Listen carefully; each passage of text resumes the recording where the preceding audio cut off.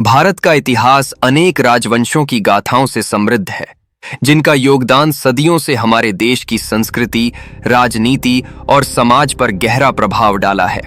इनमें कुछ राजवंश ऐसे भी हैं जिन्हें समय के थपेड़ों ने भुला दिया, लेकिन उनके अद्वितीय कारनामे और योगदान आज भी हमें प्रेरित करते हैं। कालिदास जैसे प्रसिद्ध कवि और नाटककारों के समकालीन गुप्त साम्राज्य का नाम भले ही सुनने में आता है, लेकिन उस अवधि के दौरान वाकाटक, क्षत्रप और संगम जैसे राजवंशों ने भी एक महत्वपूर्ण भूमिका निभाई। वाकाटक ने कला और संस्कृति के विकास को बढ़ावा दिया, जिससे न केवल उनके साम्राज्य में बल्कि संपूर्ण भारत में श्रृंगार कला और नृत्य का अनमोल धरोहर बना। मौर्य साम्राज्य के दौरान चंद्रगुप्त मौर्य एवं सम्राट अशोक के नाम से कौन परिचित नहीं है, परंतु उनके उत्तर काल में आने वाले शुंग और कुषाण राजवंशों का योगदान भी उतना ही महत्वपूर्ण था। शुंगों ने बौद्ध धर्म के प्रचार में महत्वपूर्ण भूमिका निभाई, जबकि कुषाणों ने सांस्कृतिक समागम के नए युग की शुरुआत की और अनेक विदेशी सांस्कृतिक तत्वों को भारतीय शैली में रूपांतरित किया। इसके अलावा राजपूत राजवंशों ने भी भारतीय सभ्यता में महत्वपूर्ण भूमिका निभाई है। भंसालियों, सूर्यवंशियों और चौहानों जैसे राजपूतों ने न केवल वीरता के लिए प्रसिद्धि प्राप्त की, बल्कि उनके प्रशासकीय कौशल और कला के प्रति समर्पण ने भारतीय कला में अनेक उत्कृष्टताएं जोड़ी। मुगल साम्राज्य के बाद के काल में अफगान और मराठा राजवंशों ने अपनी पहचान बनानी शुरू की। अफगान साम्राज्य ने उत्तर भारत में अपनी छाप छोड़ी, जबकि मराठों ने स्वतंत्रता संग्राम के पहले चरण में महत्वपूर्ण कार्य किए और भारतीय राजनीति में एक नई दिशा दी। इन भूले बिसरे राजवंशों के योगदानों को नजरअंदाज नहीं किया जा सकता। उनका जीवन और दृष्टिकोण आज के समाज के लिए एक प्रेरणा स्रोत हैं। ये राजवंश हमें यह सिखाते हैं कि इतिहास केवल प्रसिद्ध शासकों का नहीं, बल्कि उन अनगिनत बलिदानों, संघर्षों और प्रयासों का होता है, जिन्होंने हमारी संस्कृति और पहचान को आकार दिया। नमस्ते दोस्तों, आज हम लेकर आए हैं भारत के उन खोए हुए राज्यों और भूले बिसरे राजवंशों की कहानी, जो इतिहास के पन्नों में कहीं गुम हो गए। ये वो राजवंश हैं जिन्होंने भारत की संस्कृति, कला और शक्ति को नई ऊंचाइयों तक पहुंचाया, लेकिन आज इनका नाम कम ही सुनाई देता है। तो चलिए, इस 2 घंटे के सफर में हम भारत के उन विस्मृत साम्राज्यों को फिर से जीवंत करते हैं।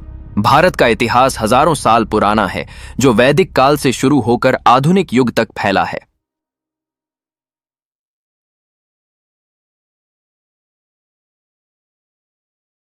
इस दौरान सैकड़ों राजवंशों ने भारत पर राज किया, जिनमें मौर्य और गुप्त जैसे बड़े नाम तो सबको याद हैं, समय की धूल में खो गए।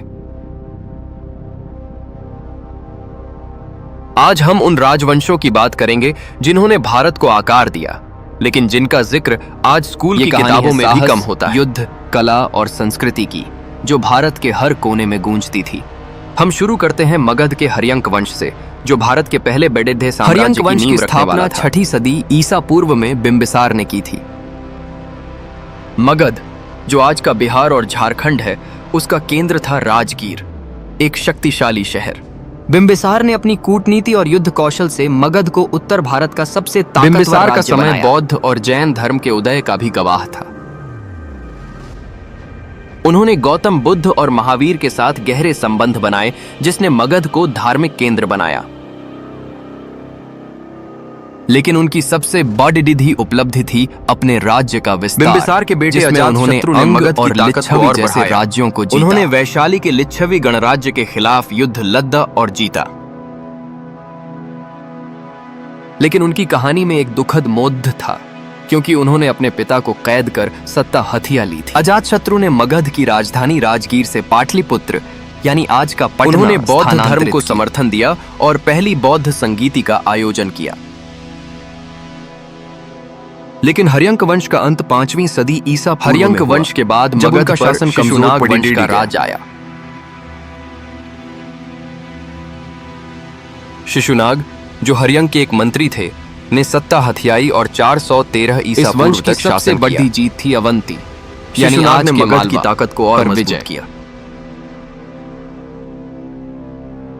उनके बेटे कालाशोक के समय दूसरी बौद्ध संगीति हुई, जो वैशाली में आयोजित। लेकिन शिशुनाग वंश ज्यादा समय तक नहीं टिका, क्योंकि उनकी जगह नंद वंश ने ले ली। नंद वंश की स्थापना महापद्म नंद ने 4ठी सदी ईसा पूर्व में की। उन्हें भारत का पहला साम्राज्य निर्माता कहा जाता है, क्योंकि उन्होंने मगध को एक विशाल साम्राज्य बनाया जिसमें लाखों सैनिक और हजारों हाथी थे। महापद्म ने कई राजवंशों जैसे है, कुरु और कलिंग को हराया। उनके बेटे धनानंद के समय सिकंदर ने भारत पर आक्रमण किया, लेकिन नंदों की ताकत के सामने वह रुक गया। लेकिन नंद वंश का अंत चाणक्य और चंद्रगुप्त मौर्य ने किया, जो एक नई कहानी की शुरुआत थी। नंद वंश के बाद मौर्य आए, लेकिन हम आज उन छोटे राजवंशों की बात करेंगे जो उनके साये में खो गए। एक ऐसा ही वंश था सातवाहन, उनकी राजधानी भारत में दूसरी सदी यानी आज का पूर्व से दूसरी सदी ईस्वी तक सातवाहनों ने दक्कन को एकजुट किया और रोम के साथ व्यापार बढ़ाया। उन्होंने नासिक, कन्हेरी और कार्ले में चट्टानों को काटकर चैत्य और विहार बनवाए। गौतमी पुत्र सातकर्णी उनके सबसे बड़े राजा थे, जिन्होंने क्षहरात सातवाहनों की कला और साहित्य में भी बढ़ी भूमिका थी।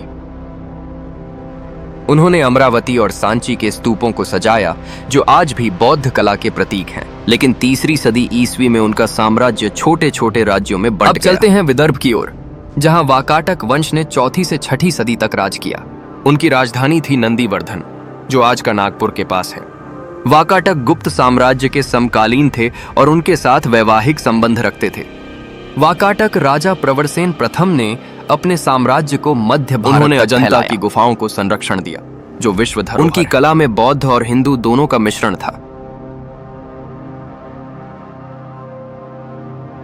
लेकिन वाकाटकों का अंत छठी सदी में हुआ, जब चालुक्य और अन्य शक्तियों ने फिर भी आज अजंता की गुफाएं उनकी विरासत को आज भी जिंदा रखती हैं।